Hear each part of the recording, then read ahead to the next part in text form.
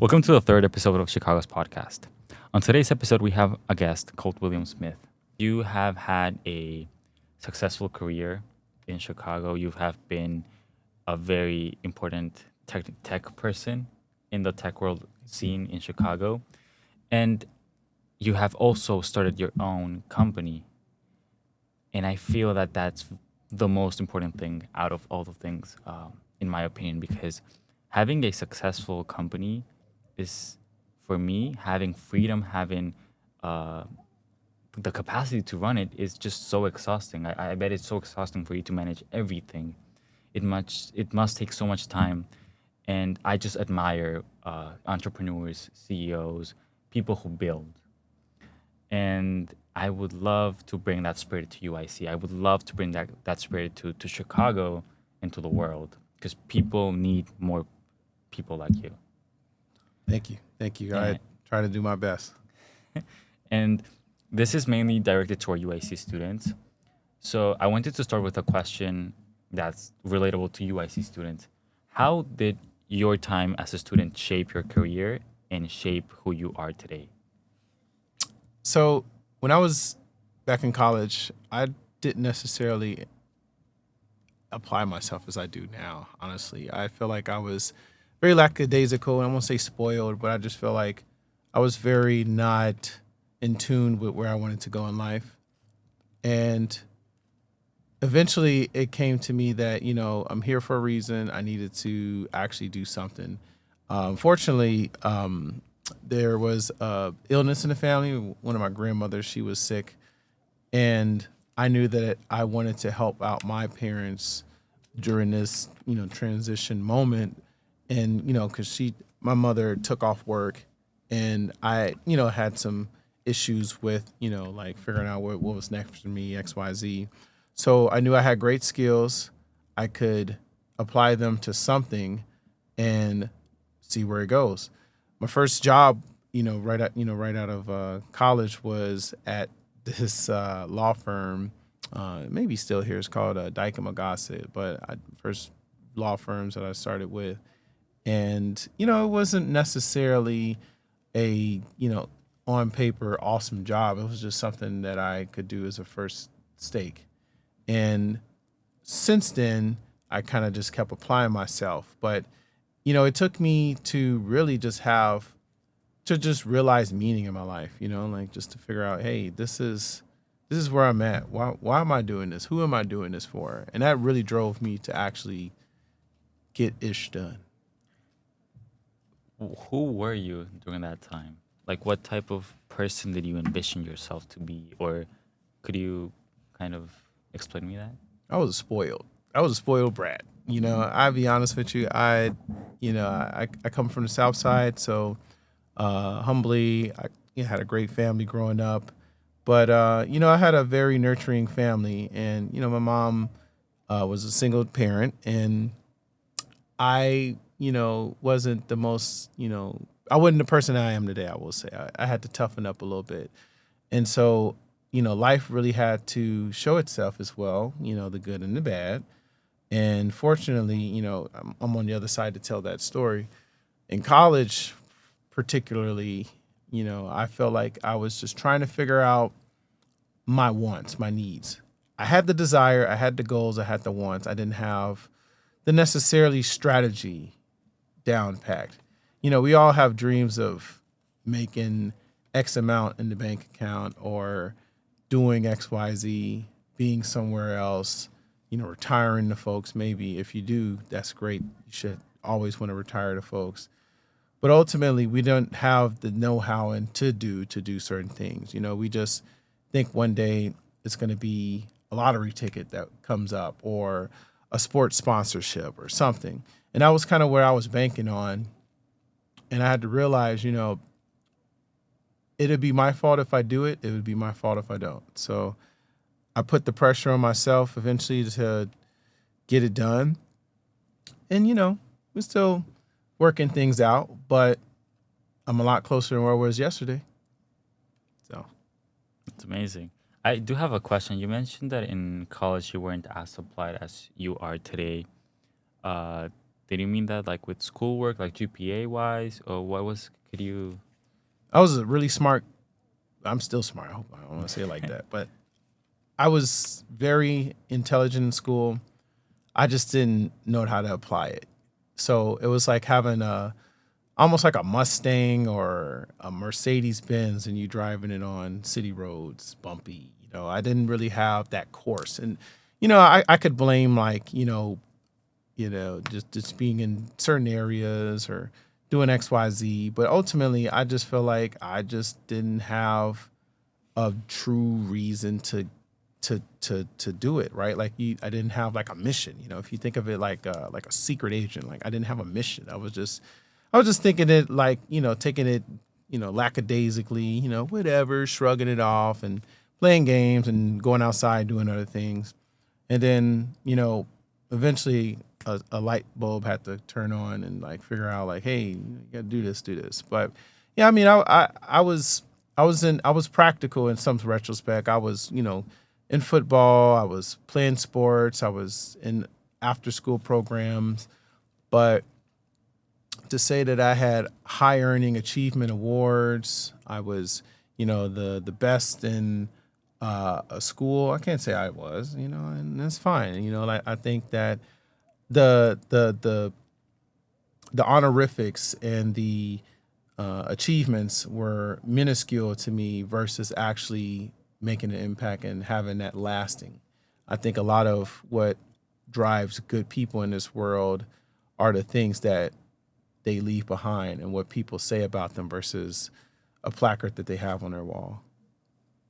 That's very true. It's more important about the stories or how people remember you or the type of person you were than the achievements you got. Because there's many people who get like achievements, but they didn't really have an impact. It's just something they gave it to them.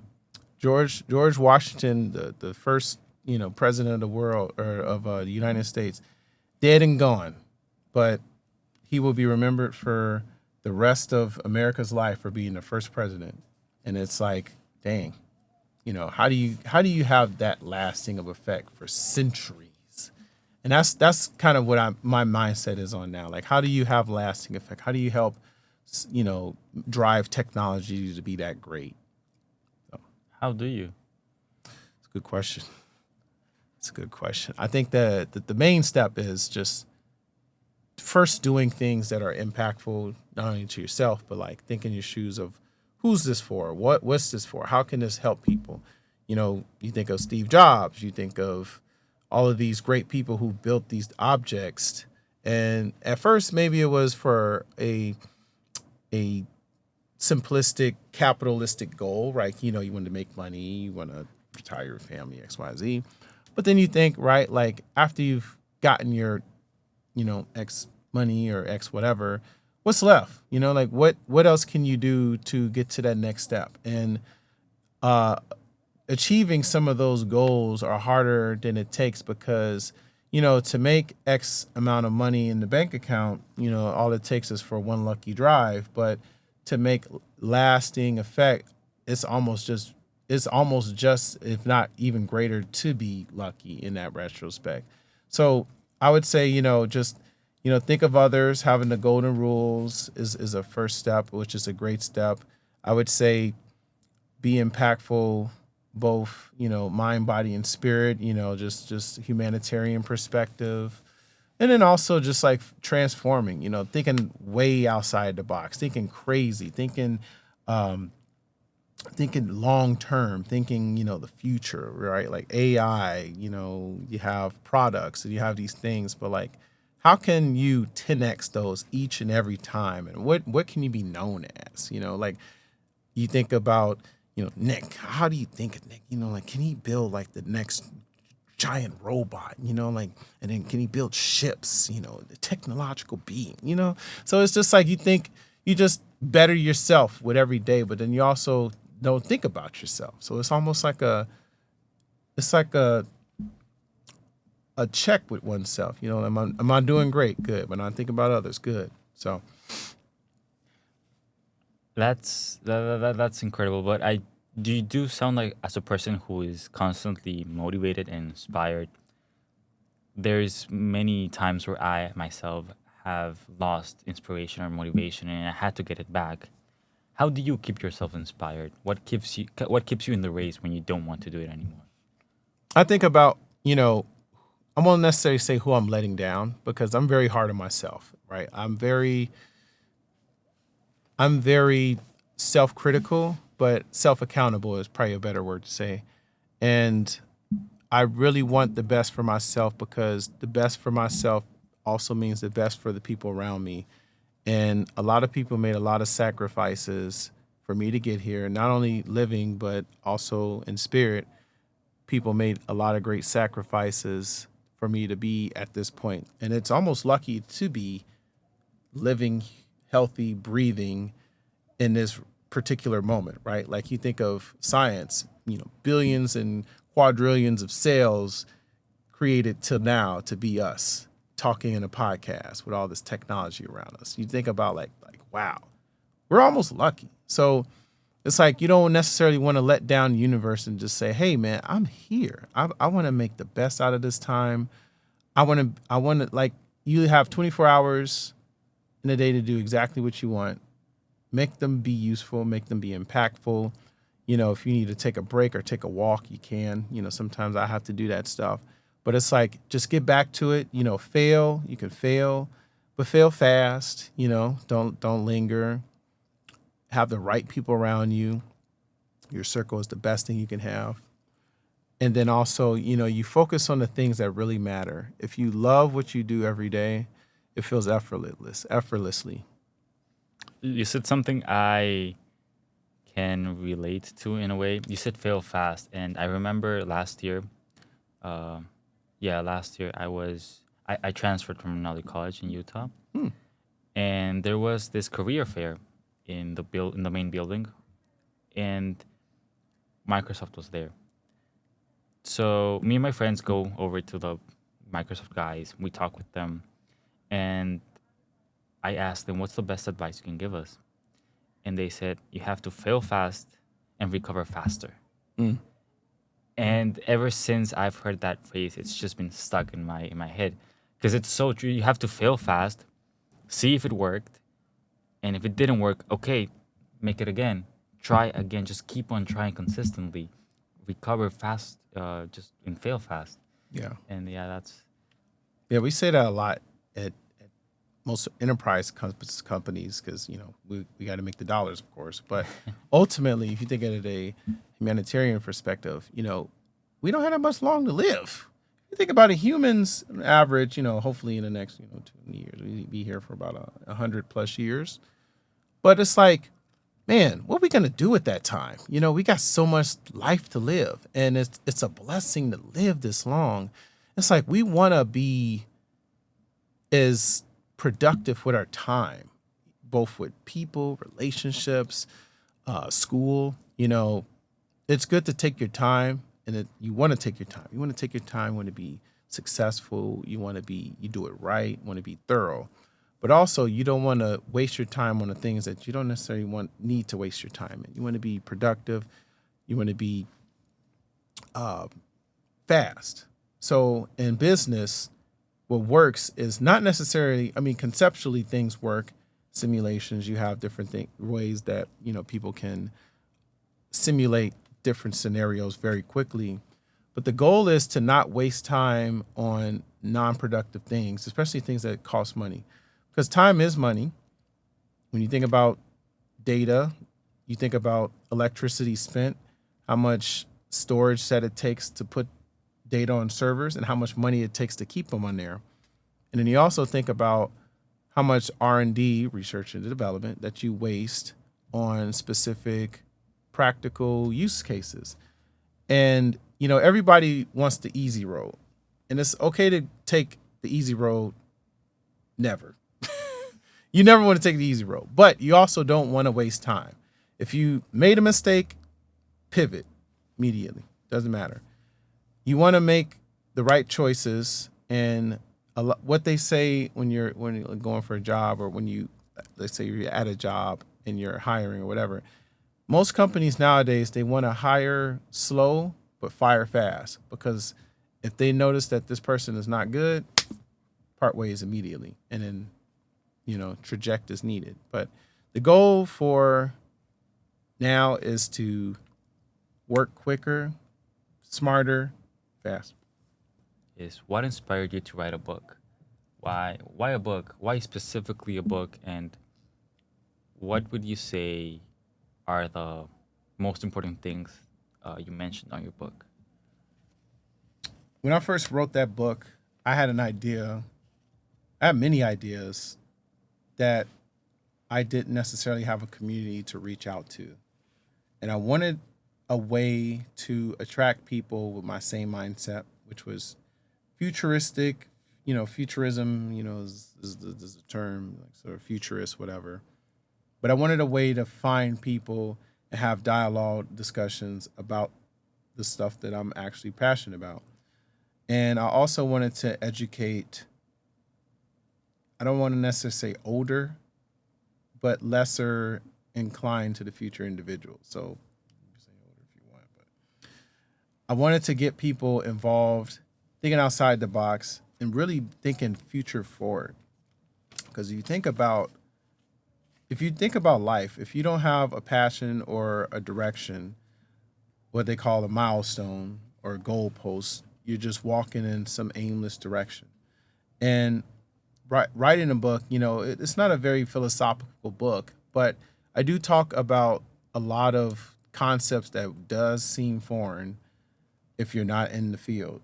You know, some things we know about, like AI from a general perspective, and of course VR. You think about like virtual reality and like the Matrix and all of those cool things, but you don't think about space factories. You don't think about robotics in an instance of like haptic feedback and feeling the touch when you're when you can't feel, or amputee, whatever. You don't think about, you know, uh, preserving your body to be resurrected in the future, and cloning and different things of those sort. This is some futuristic, who the heck, what kind of you've been smoking, whatever.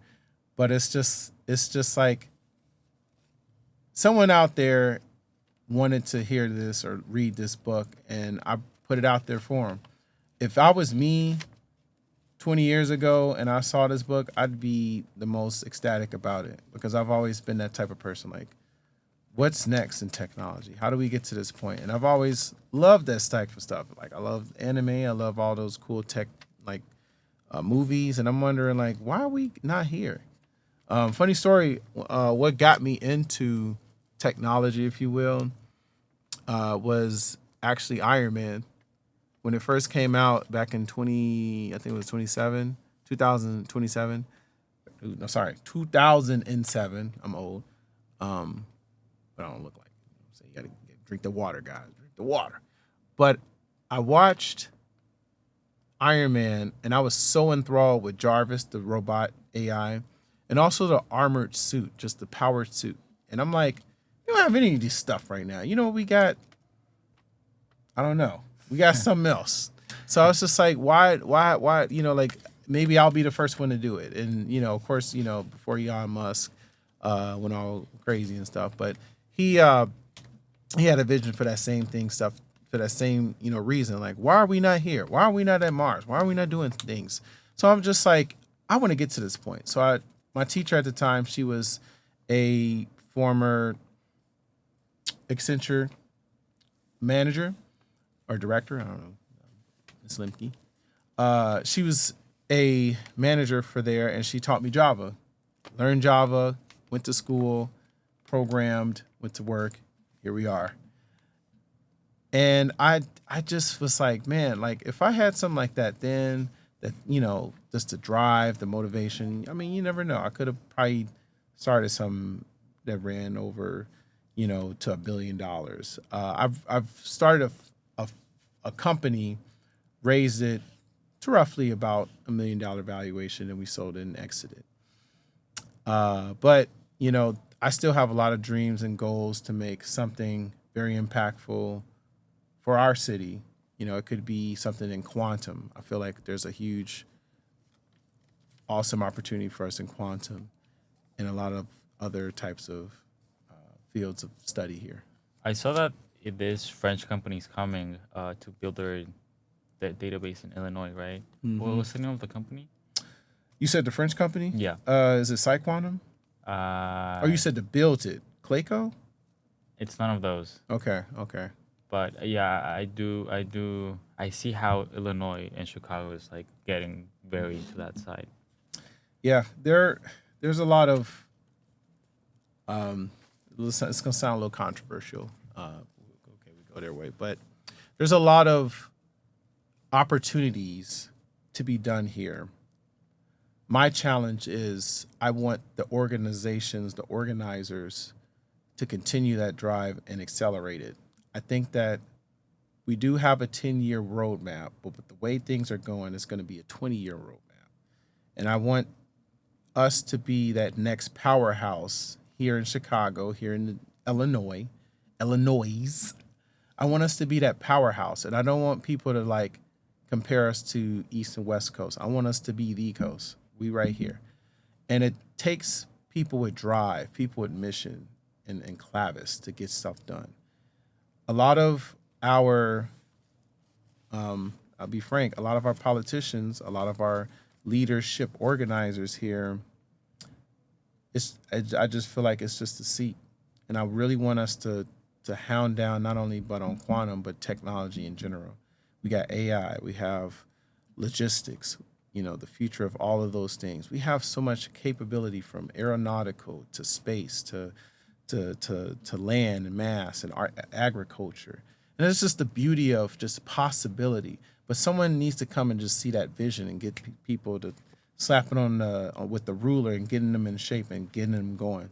Just the opportunity, the money needs to come in, but also the opportunity in the roadmap to get some of this stuff done. The realistic roadmap needs to be brought back here. That actually is a good transition to my next question.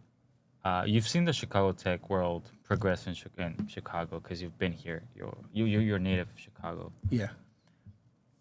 How do you see it? Do you see, in the sense that, do you think it's gonna be what you want?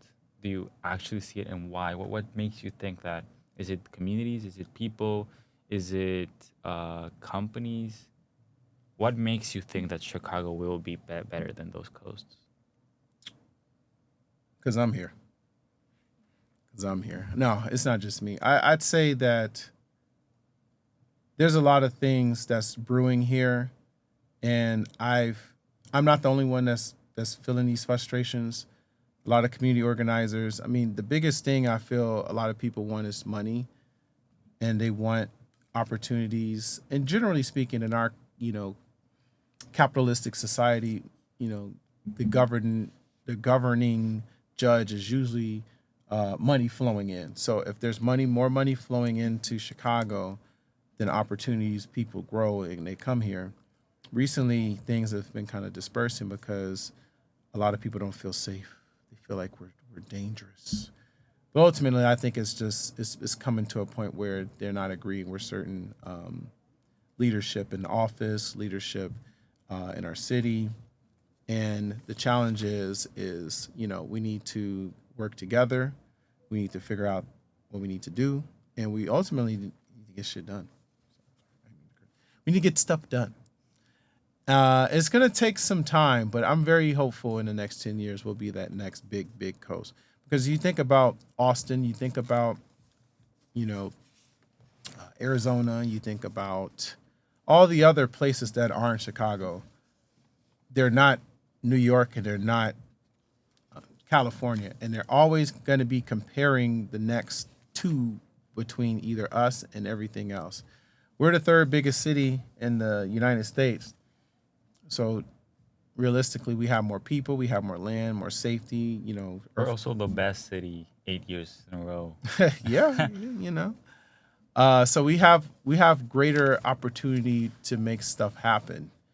I could list like all of the awesomeness that we bring, but it's null and void if we don't have people and like proper roadmaps and functions to get stuff done.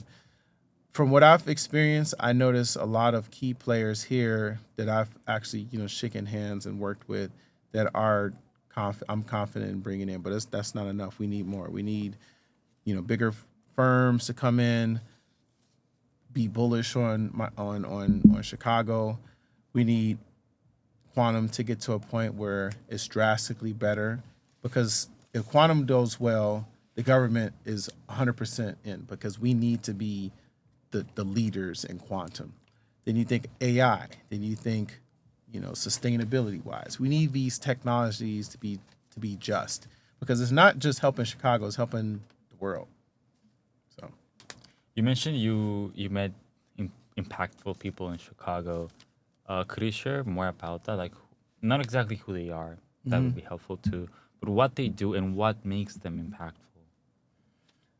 recently, I've just been reflecting on, you know, what is and isn't Chicago, what other people have faced with challenges, and I've recently started to see some of those challenges kind of happen, personally. And honestly, like, some of the individuals that I've met recently through different channels, I feel more confident in working with them ultimately, but in trusting them in certain areas of this to get things done, to do certain things. And they range from, scientists in the field, they range from business leaders and connectors and activists and people that are really going to make stuff happen. And it's a communal effort. It's not just one person, leading the charge. It's a communal effort. It's like a board. You think all of the greatest leaders in history, it was always a group. So I'm really confident that we have a good standpoint here to make and drive real impact. That's very true. And now that I reflect on it, many of the things we have discovered as a humanity, as a species, was because we all kind of helped each other. And what I understood from what you said is that you have a vision of how the world's going to look like. We all may have like a similar vision, but you can only get so much done from a certain field. So you have to kind of trust these people to make their piece Yeah. happen so that you can progress. Because we were speaking earlier before the podcast about Tron. I think the first Tron movie used a computer to like design their things, and then like changed I don't know what field it was, but it changed the way we use technology now just because of that movie. And there's so many other fields that like research or business, Yeah. different things people focus on that they might not know they may be changing other somebody else's industry or game. Yeah. It's really a community.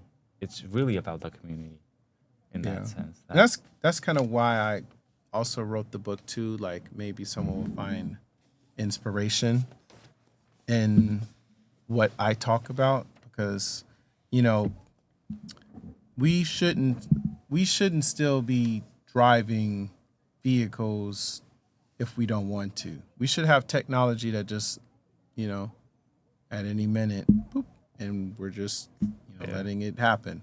We should be more trusting in technology, or make it better so that we can trust it. So it's like leading the future leaders of America. You also want to inspire them, give them vision, give them drive. My vision was a movie called Iron Man, then eventually became Tron, then it eventually became, like Dune and other ones. But like that visual, vivid image of like seeing the vision and seeing how this could potentially, or, there's always the fronts and the backs, right? There's always the pros and the cons, but visually, how this would help, unite and drive us to a better technological future. That's kind of been my goal. And of course, I'm a little optimistic. There's always still going to be some issues of ethics and accountability and, inclusivity. But generally, I feel no problem in having a more tech focused society. Yeah, pretty cool. Um, my next question is you spoke about many things that Chicago has to offer, many things we can explore as a community, but taking a student perspective, many of those things aren't taught in school or like taught in business or like in your job or your whatever you do. You have to go and get them and grab them and like learn on your own. And sometimes like we as students we don't know what to grab, we don't know what to get. So what would you say students should like self-study now for the future? Because I feel that that's a real struggle for not only for like students but like for everybody. Everybody wants to like take an advantage on something. They want to get ahead in the game, but they don't really understand the game. So how can they get ahead in the game they don't get? It's a good question. I think now the game has definitely changed where before you pick up a book and there's relevancy is between X to Y, but in technology is so various and infrequent. Like today, something may come out and make GPT null and void, which is amazing. So, ultimately, of course, having really good intellectual skills, just overall, just understanding the mind and just being a better person, but also, being linguistically smart, being understanding towards different, problem solving perspectives is good. I think those are really set you apart. Just in general, just being a well-founded founder, if you will. A well-founded founder, I feel, can understand a situation from start to finish, be calm, be assessive, be assertive, and go with a possible option. Fail fast, pivot, fail fast, works great, keep going.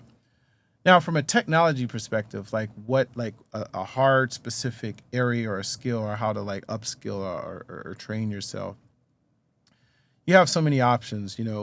If I had GPT 20 years ago when I was doing the Ironman, I wouldn't need my teacher. I would just GPT the heck out of everything. Now it's just more or less just having that due diligence factor and applying it over and over, even with all the noise, because you have so many noises, you have so many influences. Um, there's so many social networking and social media applications out there, and different apps that want to take your energy, your time. So it's just cutting through the noise, self-centering and due diligence factors is more important. The GPT perspective is sound. You learn how to be a better prompter. You learn how to do the work that it tells you and do the research yourself. They have sources that you can kind of reference check, and then you can just always cross check. Do another tandem Google search to understand the stuff. You can learn physics. Used to take you 6 months. Now you can learn in two weeks. So it's just how fast can you learn? There's no really way to kind of determine that. I mean, maybe if you bring on a neurological savant, they can tell you, the brain learns in this many times. You have to continuously. Yeah, that's fine. But now you have fast and immediate chances to learn all of those things very quickly. What I would do if I was in school, the indeterministic of what teachers would say, oh, don't use GPT, whatever, da da da. I would get really good with GPT or Claude or any other products, learn what they are. But I would be so good with them that I can pretty much do and understand what I want with any of these products as best as possible. So, say for example, if I was into music, can I learn all about the last 300 years of history in music? Where, what are some of the common threads between music now, like XYZ? If you think about physics, tell me about, the latest, findings in subatomic particles, and what does this mean? Tell me, just talk. Like, and you have the source of a brilliant mind at any capacity. Like Google, you would have to, check the source, check the findings of the person, but you know, to some degree, not 100%, but you have 70 to 90% of trusted, added, viable source material in front of you for as simple as 20 to $0 a month. So you're saying get good with AI. Get good is Learn how to AI. learn how to learn faster, Yes. and learn how to master comprehension and all those things. It'll make your job a lot faster. It won't necessarily replace you now, and I can say this with confidence. In the next 5 years, I don't think AI will replace humanity. It'll just make us a lot better, a lot faster, a lot stronger. If you think about weightlifting and working out, you got tons of material plans to do meal prep, workout. No excuse. You don't have to pay some guru some X amount of money. I mean, you can check with your doctor, sure, make sure everything's good. But you don't have to do certain things that you did before because you have an expert. You just need to learn how to talk to the expert, doing your job. You know, if you want to sell better, understand your ICP, your core personnel, your people. If you want to be a better boss, tell it what you're doing wrong or what do you think you're doing wrong. Observe some of your patterns. Talk with people. And then you have other ways of it learning from you from your phone. So it's just the breadth of capabilities are so vast. It's just narrowing it down to your specific use case and needs. What can you say about building your own personal brand? Do you think that's also influential? And what would you say having a personal brand is? Because I've seen you know how to handle yours. That's how I got to find you. Hmm. That's how I heard about you because of how you display yourself with other people. How do you show yourself with your industry, what you do, your work? Yeah. Um, and I just hear like every guru or every person say work on your personal brand. Hmm. So could you kind of translate that to students how they could do that? Why methods? That's a good question. I'm glad that I have a good personal brand. I'll be honest with you. I kind of struggle with it. By no means I'm a marketing expert. I try my best. I think that's my least. I won't say favorite. I like marketing, sort of, I guess, but I just feel like that's my least strongest, I guess. But where I would say, um, thinking about, I guess, how I've changed in the last year versus the last 5 or 6 years in my branding, I just became a better person. I'll be honest with you, just becoming a better person in general. I don't try to fake it till I make it. I don't try to, essentially sell a story about myself that's false or unbelievable. Like I try to be as realistic as possible. I try to be inspirational to the point of like, who is seeing this right now that can really benefit from this? Who is down in the dumps, but they're like, dang, this dude is doing it. I want to be like him. Who's that? And I just kind of reverse engineered. I wanted to be, the tech Tony Stark of Chicago. And that's the kind of like a general's perspective. But I also ultimately just wanted to be a good person. I wanted to be a leader. I wanted to essentially do something that's different from other people. So my recommendation to, whoever's listening to this that's kind of struggling with that brand, ultimately have a due diligence factor or a self pertaining factor to be a better person for yourself, to your family, to your friends, to your partners, anybody. Just conduct business better and, self-reflect. Don't necessarily, I wouldn't say criticize too much, but you want to also be analytical to yourself and how can you improve, not only like in speaking, I used to be shy. I didn't really necessarily like to talk all the time. I'll talk too darn much. But I would say just be a better person, be a model for your own self. Like if you wanna look good, do good and be good. Drink water. Don't eat a lot of junk food. Uh, if you believe in a creator, pray every day. If you don't work out every day or do whatever, you can stretch. You can just live a positive mindset life.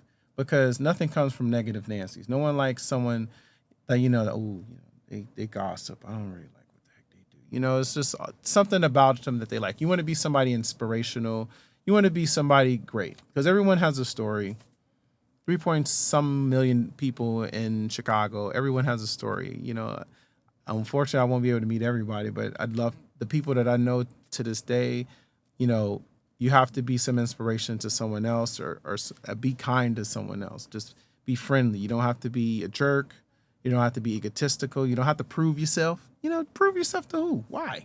Prove yourself to your own self. Like, just be self confident, talk with vigor and valor, and just live every day righteous and impactful.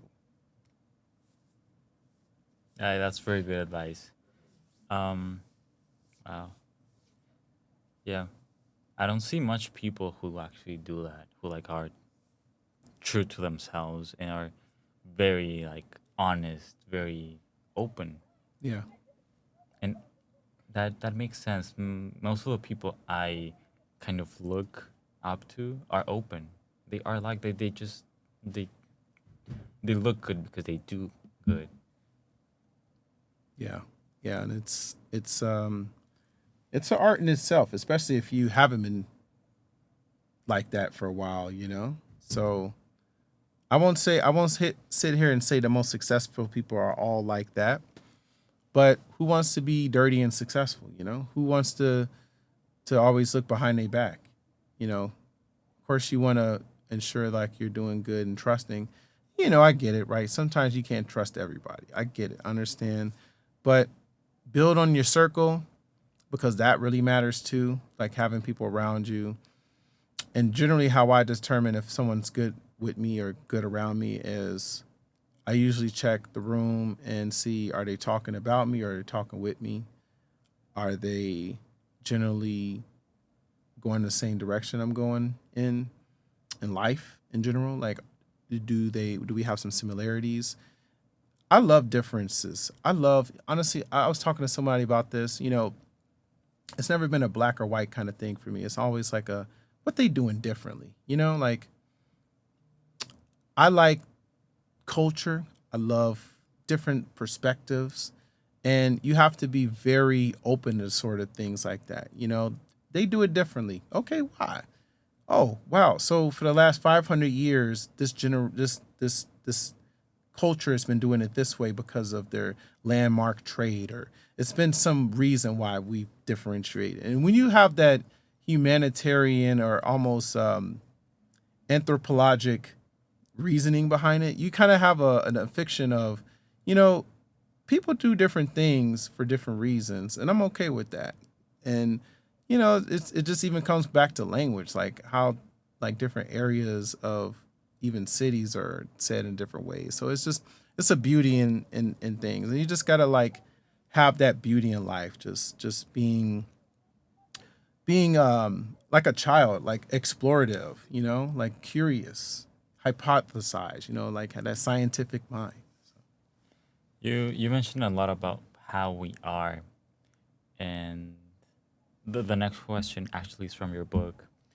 What does it mean to be human? Mm, mm. That's big. Wow. I would say, humanity is it's almost conceptual, If you think about it, I feel like we're almost robots. Like, wow, I got skin.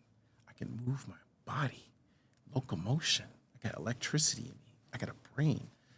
8 megabytes of data. Look at all this data. I don't know. It's just it's thinking about humanity from a conceptual perspective. You know, existence. Uh, it could be how we treat each other, community, sense of love, taste, flavor. What makes us personable. It's just the soul if you want to go deep. So it's just so many ways where we kind of differentiate from a rock. Rock ain't got no personality. It's just a rock.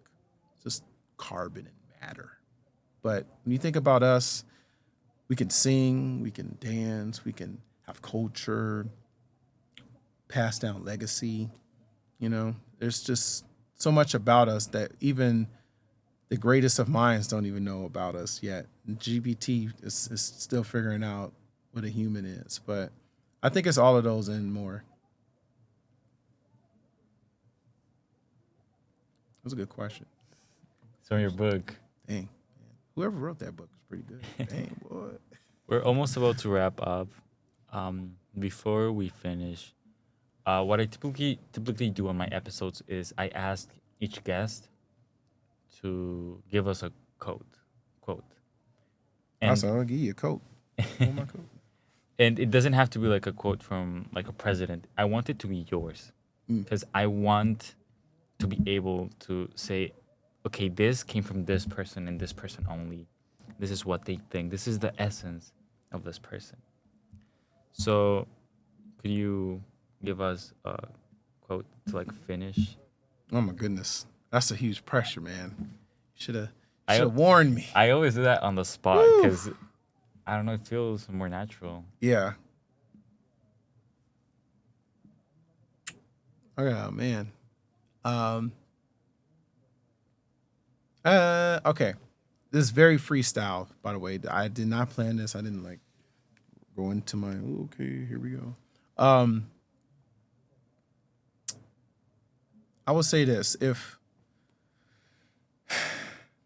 to anybody, to any person that's listening to this, you want to live your life each day with purpose, impact, reasoning, and understanding that each day is not going to be your best. It's probably not going to be your worst, but you are a small cog in the biggest wheel of humanity existence, and it's up to you to really make a difference in not only your life but everyone else's around you, because energy travels, mechanical, spiritual, we all are here to do something. We're all here to make impact. We're all here to make a stint in life, and when you stop, everything fails. Damn. Thank you so much for joining us today, Will. Thank you. It was very. I expected a different episode, Yeah. but I like what we ended up with. I feel that it's more attainable for students. It's not very technical. It's not very okay. You have to do this because my expectations for this podcast was a roadmap of what you have to do. But I feel that we did a roadmap of what you have to be to do that. Whew. And I feel that it's more important to do that, to be that, because if you are that, you can do that. You know? Absolutely. So it was great. Thank you so much, Will.